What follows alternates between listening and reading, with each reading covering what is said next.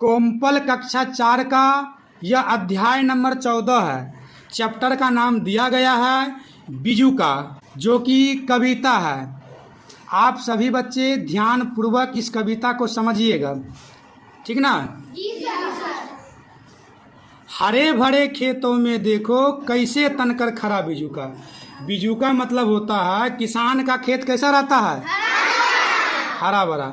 बिजूका के मतलब होता है, आप लोग देखते होंगे कि खेत में क्या होता है, किसान एक लकड़ी गाड़ करके उसमें क्या करता है और ढीला ढाला कपड़ा पिन्हा देता और मटकूरा पिन्हा करके आँख उख बना के पुतला बना देता है। देखा है ने, उसी को कहता है बिजू का। उसको क्या बोलता है, हाँ।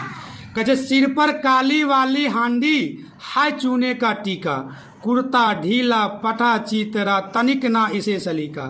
यानी कि इसके यानी कि जो सिर रहता है ना, ये मटकूरा का बना होता है। किसान क्या करता है, इस पर चूना से कालिक से आँख मुंह नाक कान इसका बना देता है। समझ गया ने। ये कहाँ देखने को मिलता है, खेतों में। कहाँ, हाथ पांव लकड़ी के इसके। हाथ पांव किसका रहता है, पर मन का है खरा बिजू का। मन में यानी किसान के रक्षा के लिए वो यानी खेतों में खड़ा रहता है।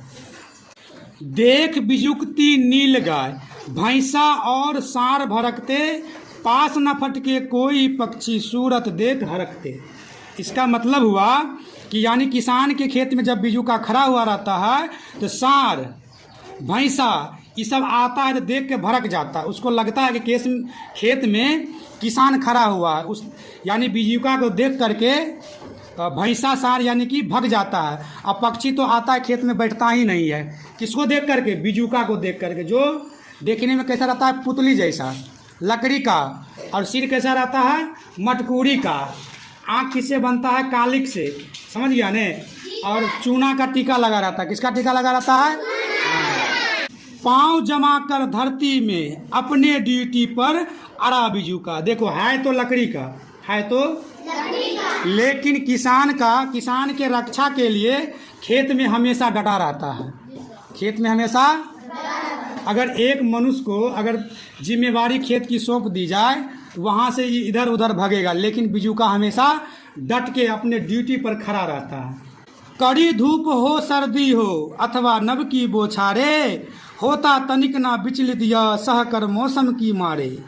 यानी कि कहता है कितना भी धूप क्यों ना हो, कितना भी धूप क्यों ना, सर्दी यानी कि ठंडी क्यों ना हो, समझ गया, या नभ की बौछार यानी कि बारिश, ठंडी हो चाहे बारिश हो चाहे सर्दी हो, यानी किसी यानी मौसम की मार सह लेता है, लेकिन फिर भी किसान के लिए खेतों में खड़ा होता है। कौन, बिजू का। कौन खड़ा होता है, वफादार सैनिक जैसा रहता दम साधे परा बिजू का। यानी कि ईमानदार और वफादार सैनिक जैसा खेत में यानी कि दम साधे खड़ा रहता है बिजू का। बिजू का किससे बना होता है, लकड़ी का।